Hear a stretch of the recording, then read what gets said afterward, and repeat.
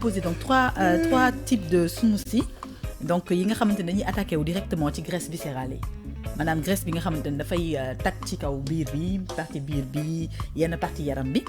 nga bëgg ko perdre donc dafa am ay composés de cocktail de fruits yoo xamante ne moom la ñuy proposer pour que nga mën a saa soo ko jëlee par exemple au fur et à mesure ngay sentir ni say graisse bi di seeyiwee de telle sorte que tu reprends la ligne bi nga xamante ne moom nga bëggoon voilà donc ñëpp xam nañ ne graisse abdominale bi habituellement dafay stocké wu ci biir corps. C'est le principal problème des gens. Voilà donc li koy indi nag bëri na des fois accès alimentaire moo koy indi maanaam lekk gu bëri wala yenn type de lekk yi nga xamante ne voilà dañ koy tàmm di lekk yi nga xam ne dafa gras boo seetloo ba seet sax ñun d'habitude da ngay gis ñu am ay pommes d'amour rek ay bourrelets xam nga suñu bourrelet yi biir yi di lang ak ñoomin seen donc loolu conséquences yi yëpp mauvaise hygiène de vie la donc pour tey jii nii noonu ñu mun ci vraiment mucc wala même bu fekkul sax dafay jeex carrément mais mu wàññeeku bu baax ba nga xamante ne da ngay retrouver waat sa silhouette bi nga xamante ne moom nga amoon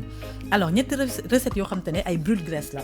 noonu lañ koy woowee donc ay aliments la yoo xamante ne dañ leen di mélanger comme ni ñu doon expliquer la dernière fois di wax ci affaire appareil yi nga xamante ne mooy blender yi xam nga appareil blender yi seen utilité tey mooy mën a mixer fruits yi mën a mixer légumes yi nga defal le genre compote defal le genre jus de fruits boo xamante ne léegi yow yaay xool soit mu nekk jus de fruits bu concentré wala mu nekk bu léger yow yaay xool par rapport ak ni nga ko bëggee exactement alors quand on parle de smoothie nag smoothie moom c'est carrément un jus de fruits concentré. Voilà c'est des animaux.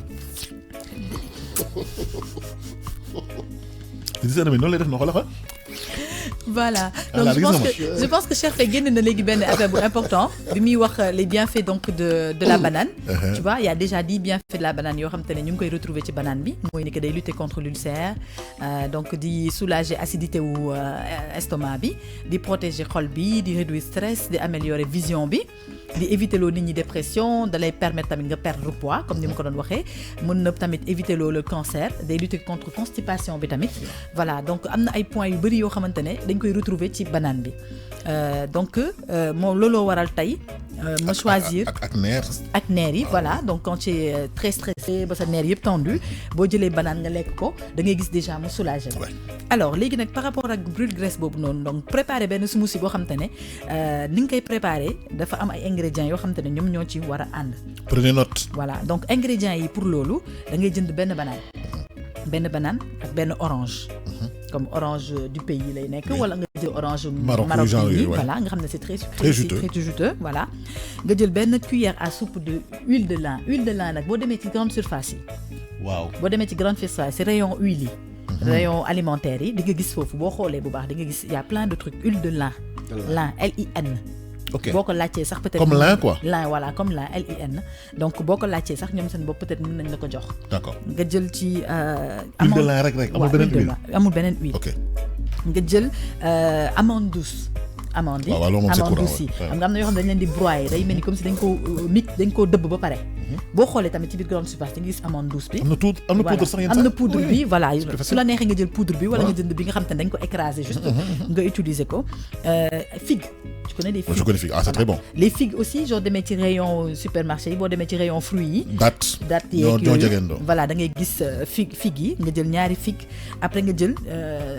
un tiers de lait de tasse d'eau maanaam ndox bu tuuti rek xam nga comme li ma doon expliquer sànq smoothie boo koy defar doo ci def ndox bu bëri bokkul ak par exemple ngay mixer pour am benn jus de fruits boo xam ne wala benn milkshake genre yooyu noonu booy defar smoothie nag tu mets un peu d'eau un tout petit peu d'eau mooy maanaam du sax kaaru kii bi quart verre bi un peu moins de quart verre bi ngay def juste rek pour mu xaw a homogène pour mu gën a faciliter homogénéité bi sinon lépp dafay mel ni genre comme soupe bu far daal comprendre nga genre boobu lay mel léegi nag boo jëlee li ma wax ni yëpp xaama dellu si waat ci bu baax benn banane benn orange benn cuillère à soupe maanaam kuddu bu mag huile de lin bi nga jël benn kuddu bu mag amande bi soit mu nekk poudre bi wala mu nekk bu ñu broyer mais amande bu ñu broyer la nga jënd ñaari figue yu bees maanaam ay figue voilà nga jël benn kaas un quart bi da ngay xool un quart bi nga wàññiwaat ci tuuti nga def ko yëpp nga mélanger leen maanaam mélange bi nag da ngay presser d'abord citron kii bi orange bi nga ajouter ci nga dugal ko ci mixeur boo ko presser ci bi mixeur bi nga rajouter ci banane bi après boo rajouter banane bi nga jël huile de lin bi nga def ci maanaam benn cuillère huile de lin bi nga dolli ci benn cuillère amande broyée yooyu noonu nga def ko ci biir nga jël figue bi raxas ba mu set sànni ci biir nga jël ndox boobu noonu ma la wax noonu 1/3 de ndox boobu noonu nga sotti nga mixé lépp ba mu nice ok nice rek la mën a def loolu nga sotti ci sa verre nga toog enjoy dara du la sonal de préférence nag on demande habituellement de préférence de le prendre après le repas. Quel repas? Le midi? Le repas, bon, en fait, c'est quelque chose que tu peux prendre 2 fois dans la journée. 2 fois dans la pas journée. Plus. Ok, les repas tu peux principaux. prendre 2 fois dans la journée, donc les repas principaux. Bo agné ba paré nga nan ko wala bo ré ba paré nga nan ko. Amna ñoo xamanteni sax da fay dem ba muju nek sous forme de coupe-faim. Boko xassé ba nan, tu peux même ne pas avoir faim après pour le dîner. Ça peut couper carrément ton appétit. Ah oui. Mais pour éviter justement de ne prendre et de ne pas manger, c'est ce qui n'est pas recommandé. Motax da ngay lek ba paré. Bo lekkee ba pare toog peut-être 1 heure 2 heures de temps nga jël ko ça te permet déjà tu digères bien graisse bi waroon tak ci yaram bi yëpp daf koy dégager xam nga boo lekkee ba pare ci la graisse bi di doog a ñëw nag jël ay emplacement am nag di positionné wu léegi yow boo ko naanee rek automatiquement da nga gis day détacher graisse bi day dindi graisse bi yëpp graisse bi daal di wàcc donc loolu mooy premier conseil bi nga xamante ne dañ koy joxe par rapport ak smoothie boo xam ne mën nañ ko defar surtout boo yoree sa mixeur sa kër banana cherul banana moom comme li ma wax sànq y a plein de vertus donc c'est bien d'en manger déjà tous les jours même hormis sax le fait que nga koy def smoothie ou quoi mais c'est bien tous les jours nga lekk benn banane au moins voilà c'est très bon pour la santé. Orange n'en parlons pas alors am nañ beneen deuxième recette boo xamante ne tamit toujours bi à base de kii la de framboise les framboises toujours avec les framboises mu ngi utiliser benn banane à la place de figue yi nga def ci framboise fruits rouges voilà nga def ci fruits rouges yi framboise nga def benn pomme ak benn citron demi citron benn pomme maanaam pomme bi nga déppale ko yëpp ba pare daggate ko su la neexee sànni ci biir citron bi pas mu bëri donc une benn kii rek moitié wu citron nii rek ngay jël nga pressé ko ci biir nga jël benn cuillère à soupe de grain de lin bi ma doon wax sànq bi yoon du doon huile de lin bi mais grain bi lay doon grain bi donc boo demee ci supermarché ci rayon épicier rayon alimentaire yi moom di nga gis ñu defal la catégorie grain yi catégorie huile yi ak yooyu noonu voilà donc tu regardes nga jënd ko ba pare dafa sakkan tu n'utilises doo ci utiliser lu bëri comme li ma wax sànq benn cuillère rek nga ci utiliser donc li ci des mën nga ko garder donc mën na la permettre nga def ci ay smoothie yu bëri voilà donc même chose même préparation bi lay nekk da ngay raxas sa framboise yi ba mu set nga def ci biir nga jël sa banane bi pareil après tu mets sa nu mu tuddati nga dagg pomme bi dugal demi citron bi nga def ci biir cuillère à soupe de lin bi nga def ko ci biir alors boobu par contre du am ndox parce que boo xoolee framboise yi dafa bëri ndox framboise dafa bëri ndox même pomme bi dafa bëri ndox dafa juteux donc loolu boo ko mixé da ngay gis automatiquement ndox bi nekkoon ci biir fruits yi yëpp dafay génn donc tu n'as pas besoin de rajouter de l'eau day jël volume voilà day jël volume donc soxla wu ngay rajouter ndox loolu boo ko jëlee tamit c'est très très très bon contre la graisse day dégager graisse bi nekk sa yaram yëpp surtout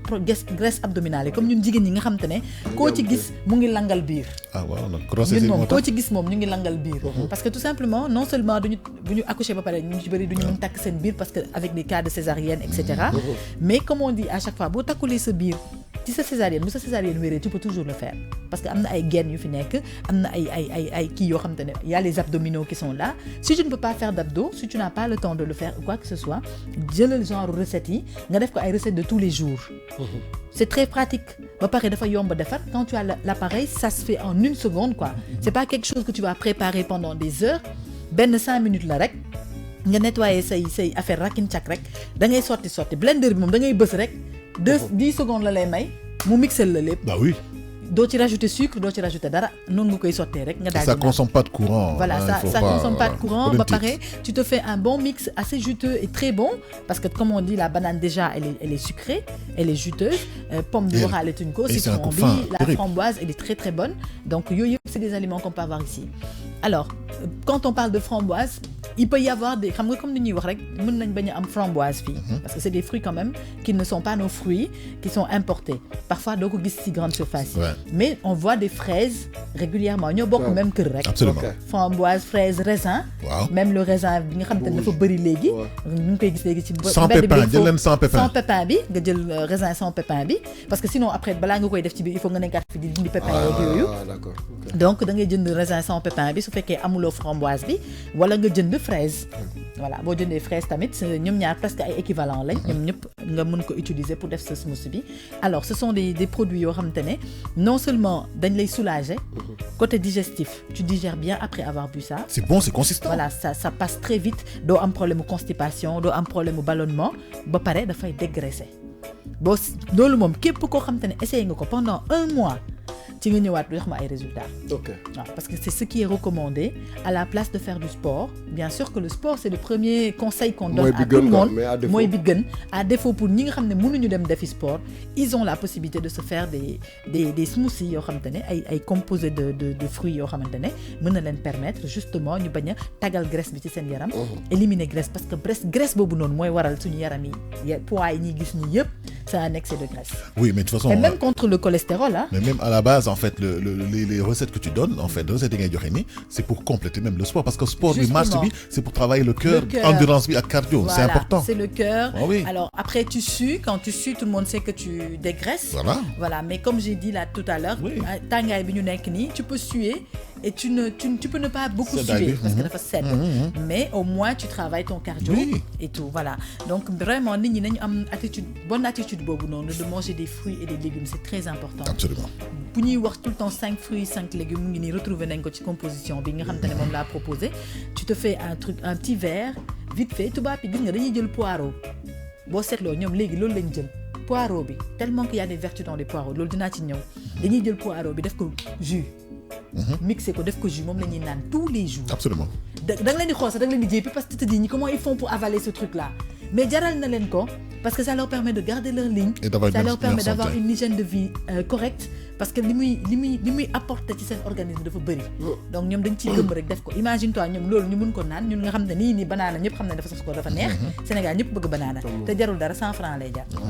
da nga ci jënd benn kilo rek teg chaque jour nga am benn. poireau dafa neex sax moi j'aime bien moi. Donc voilà donc c'est des composés yoo xam te ne moom laa leen apporté loon tey comme conseil santé pour dire aux gens il faut pas négliger l'excès de poids. L'excès de poids il faut pas le négliger parce que tey excès de poids cas de diabète la risque de diabète bu gën a gaaw la risque de tension bu gën a gaaw la risque de problème cardiaque bu gën a gaaw la yaa ngi dégg ak yeneen yoo xam te ne da nga koy am voilà insuffisance rénale rek ñoom seen quand tu prends du poids te poids bi ñëpp xam nañ ne graisse bi à 90% mooy base bi donc justement nañu jéem a xool nan nañuy dindee graisse boobu suñu mënulee dem sport même bu ñu demee sport ba pare sax on peut toujours faire ce truc là bu ñu lekkee ba pare nga naan ko tu vois tu te couches tranquille da ngay nelaw affaire bi dafay neex da ngay nelaw tranquillement tu te réveilles nga gis ni nga oyofee